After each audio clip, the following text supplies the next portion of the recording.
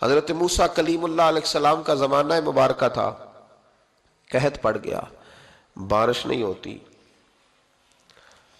ہم لوگ نا اب تو خیر ہمارے پاکستان میں تو ٹیبل ٹاک ہوتی ہے، ٹاک شو ہوتے ہیں، ہمارے ہاں تو پتہ کیا جاتا ہے کہ بارش ہو کیوں نہیں رہی، پھر اس پہ یہ ہوتا ہے کہ دھواں بڑا چڑھ گیا ہے، حالات بڑے خراب ہیں، فلاں ایسے ہو گیا قحط کا۔ ہم تو اسباب تلاش کرتے رہتے ہیں نا جی، فوق بہت زیادہ ہے، فلاں چیز ایسے ہے، فلاں چیز ایسے ہے، ہم تو یہ تلاش کرتے رہتے ہیں۔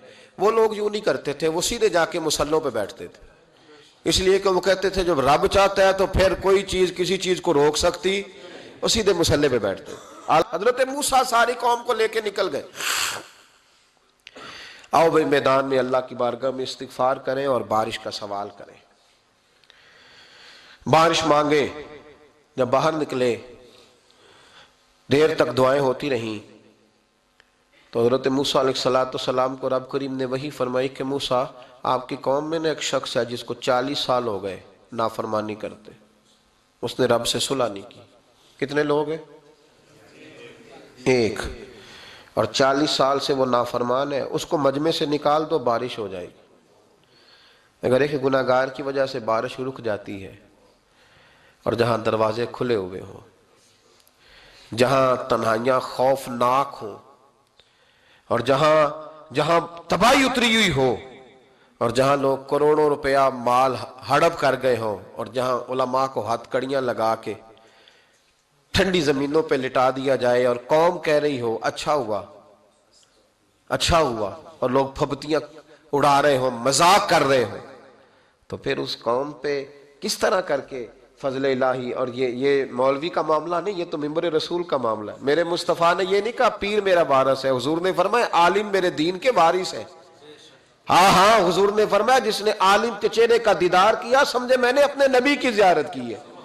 لیکن یہاں تو خیر یہ عنوان نہیں، ورنہ میں اس پر جاتا۔ ہاں ایک بندہ ہے 40 سال سے اللہ کی نافرمانی کر رہا ہے، وہ اگر نکل جائے تو بارش ہو جائے گی۔ حضرت موسیٰ نے اعلان کر دیا بھی ایک شخص ہے، وہ اگر نکل جائے تو بارش ہو جائے گی۔ پتہ تو ہوتا ہے نا سب کو، مجھے بھی پتہ ہے کہ میں اندر سے کیسا ہوں، اور آپ کو بھی خبر تو ہوتی ہے نا جی۔ جب بات ہو رہی ہوتی ہے تو پھر پتہ تو چلتا ہے نا کہ بات کہاں جا کے سیٹ ہو رہی ہے، پتہ چلتا ہے نا۔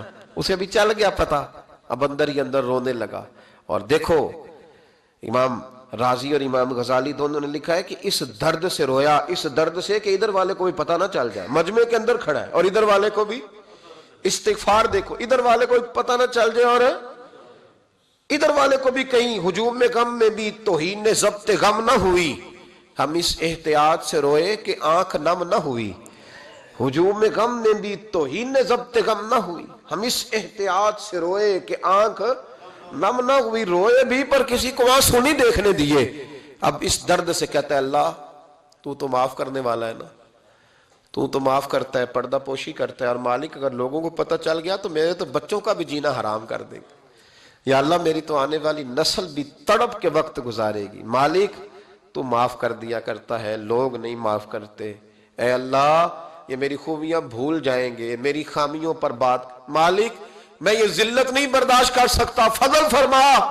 حضرت موسیٰ نے دوبارہ اعلان کیا نکلتے ہو کہ نہیں نکلتے؟ پھر تڑپا خداوندا مجھے بے آبرو نہ کر، یہ ذلت اور رسوائیاں یہ نہیں برداشت ہوتی، اللہ درگزر۔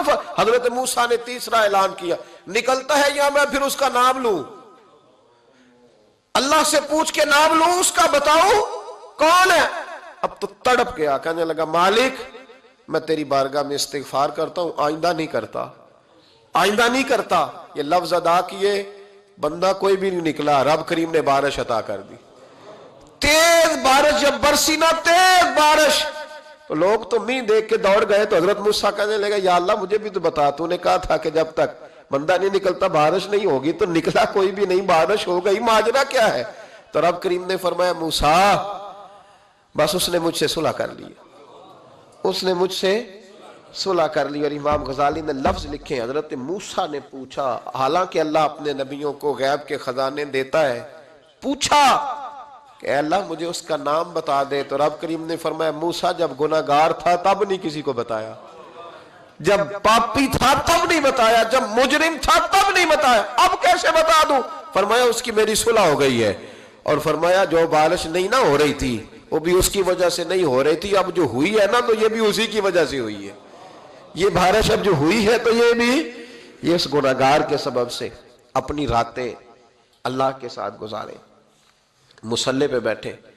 میرے صاحب رحمۃ اللہ علیہ سے جب کوئی کہتا نا کہ بڑا پریشان ہوں تو کچھ بتائیں، تو فرماتے آج رات مصلی پہ بیٹھ کے اپنے رب سے بات کرنا، میں بھی بات کروں گا۔ بندوں کو دکھ بتانے سے عزت میں کمی آتی ہے، اور اگر اللہ کو بندہ اپنے دکھ بتائے تو اللہ عزتیں بڑھا دیتا ہے۔ ترمذی شریف کی حدیث ہے، نبی پاک علیہ السلام نے فرمایا اگر تو دنیا داروں کو دکھ بتائے گا تو اللہ تجھے غنی نہیں کرے گا، اور اگر تو اپنے رب کو بتائے گا تو اللہ بڑی جلدی تجھے دنیا سے بے نیاز کر دے گا، تجھے لوگوں کی ضرورت نہیں رہے گی۔ استغفار کریں، کثرت سے کریں، ذوق سے کریں، مصلی آباد رکھیں، ہر شے دیکھو نا، جس طرح کھانے کی میز آباد رہتی ہے، بستر آباد رہتا ہے، ہمارے دیگر معاملات، اگر مصلی نہ آباد رہے تو روح بے چین رہتی ہے، طبیعت بے قرار رہتی ہے۔ انسان، میں نے دیکھا ہے بڑے بڑے سمجھدار لوگ پاگلوں جیسی زندگی گزار رہے ہیں، بولتے جا رہے ہیں، بولتے جا رہے ہیں، بولتے جا رہے ہیں، ایسے کسی کو کوئی خبر کہ 6 فون اٹھائے ہوئے ہیں، ایسے جیسے ڈسٹرب ہو گئے مینٹلی طور پر۔ وجہ کیا ہے کہ ان سے جان نہیں چھڑاتے۔ کبھی سارے موبائل بند کر کے نا، سارے بچے ہر چیز سائیڈ پہ کر کے مصلی پہ بھی آنا چاہیے، اور مالک تو بڑا ہی کریم ہے، اللہ تو بڑا ہی کنز المال کی حدیث سنا کے بعد سمیٹتا ہوں۔ نبی پاک صلی اللہ تعالی وسلم فرماتے ایک شخص تھا بنی اسرائیل میں، بڑا مالدار تھا، تو پھر اس پہ غربت آ گئی۔ جب غربت آئی تو رو پڑا، کہنے لگا اے اللہ میں غریب ہو گیا ہوں، میری مدد فرما، میں نے بڑی نافرمانی کی ہے تیری۔ مالدار جب تھا تو بڑی موج کا، یا اللہ میں نے بڑی اب نہیں کروں گا، مجھے اس غربت سے نکال۔ تو اللہ نے فرشتوں سے کہا کہ دے دو جو مانگتا ہے۔ تو فرشتے کہنے لگے یا اللہ یہ توبہ کر کے نہیں آیا، ڈر کے نہیں آیا، یہ تو الجھ گیا تب آیا ہے، یہ تجھ سے ڈر کے ہوتا ہے نا ایسے کہ لوگ اللہ سے نہیں ڈرتے جتنا غربتوں سے معاذ اللہ ڈرتے ہیں، یا اللہ یہ تو وہ الجھ گیا تب آیا۔ تو اللہ نے فرمایا پتہ مجھے بھی ہے، لیکن آ تو گیا ہے نا، چلو دے دو۔ تو کہا یا اللہ اگر دے دیا تو دوبارہ نہیں آئے گا۔ فرمایا اس کا بھی مجھے پتہ ہے، تم دے دو۔ اسے دے دیا، جب دولت مل گئی نا تو کہنے لگا اوہو وہ تو میں نے اس طریقہ سے استعمال کیا اس لیے کامیاب ہو گیا۔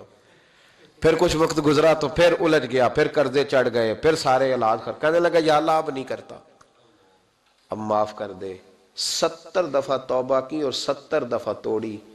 حبیب کریم فرماتے ایک دن بستر پہ تھا، آسانی تھی، 70 دفعہ فرشتوں نے کہا یا اللہ یہ جھوٹا ہے، جھوٹ بولتا ہے، یہ تو غربت ہے، یہ تو تیری بارگاہ میں آیا ورنہ کبھی نہ آتا، بیمار ہوا ہے تو آیا، اس کا تو بچہ بیمار ہوا ہے تو آیا ورنہ کبھی نہ آتا۔ 70 دفعہ توبہ توڑی۔ ایک دن رات کو بستر پہ لیٹا تھا، دولتیں بھی تھی، آسانیاں بھی تھی، دل میں خیال آیا میں کتنا جھوٹا ہوں، جب الجھ جاتا ہوں تو اس کے دروازے پہ جاتا ہوں اور وہ کتنا کریم ہے، مجھے خالی نہیں لوٹاتا۔ تڑپ اٹھا، آنسو نکل گئے، اٹھ کے مصلی پہ کھڑا ہوا تو رب کریم نے فرشتوں سے فرمایا کھول کے دیکھو دروازے، آج یہ غربت کی وجہ سے نہیں آیا، آج میرا بن کے آیا ہے۔ تو یا اللہ پہلے تو دولت دیتا تھا، آج کیا دے گا؟ تو محبوب فرماتے اللہ فرماتے اب میں اسے بغیر حساب کتاب جنت عطا کروں گا۔ استغفار کریں، اس کے حضور حاضری دیں۔ جس طرح سارا کچھ چھوڑ چھاڑ کے لوگ کہتے نہیں کہ 1 مہینہ میں نے کسی سیاحتی مقام پہ رہنا ہے، برف باری دیکھنی ہے، سیر کرنی ہے، 10 دن کی چھٹیاں وہاں گزارنی ہے، چلو 7 چھٹیاں وہاں گزار لو، 3 دن اپنے اللہ کے ساتھ گزارو، روزے رکھو، دن کو رات کو قرآن شریف پڑھو، تلاوت، کچھ وقت دو اللہ کے ساتھ حضور پر درود و سلام بھیجنے کے لیے۔